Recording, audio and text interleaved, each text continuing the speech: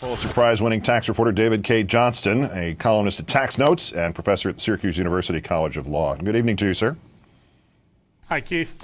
The Republican argument was that uncertainty, there's that word again, about the fate of tax cuts for the top earners in our economy would paralyze their spending.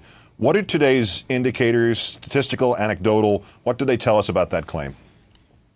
Oh, it's complete nonsense. The uncertainty is the millions of people out there who don't know how they're going to feed their children because of all the disappearing jobs, all the jobs that are being destroyed by the machinations on Wall Street. You know, we talk about Goldman Sachs as an investment house.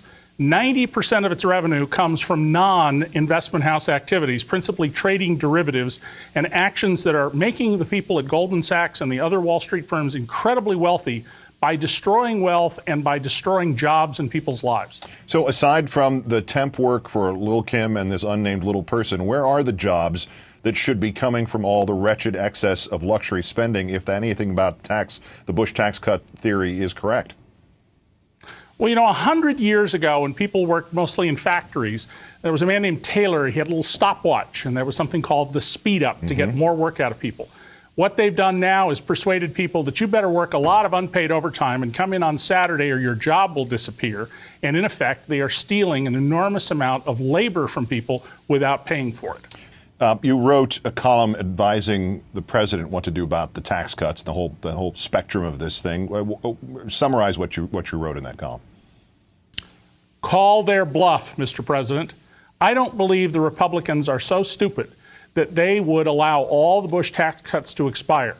If they do, this is a fight the president can win, because it would mean that the Republicans have revealed themselves as saying if the billionaires can't have their tax cuts, you can't have a tax cut. In addition, the Republicans don't want to continue the $400 making work pay tax credit that President Obama got put in place temporarily. So I think it's very clear here that sound tax policy in a period of time when unemployment, debt, and fear are stalking our land says, call their bluff, Mr. President.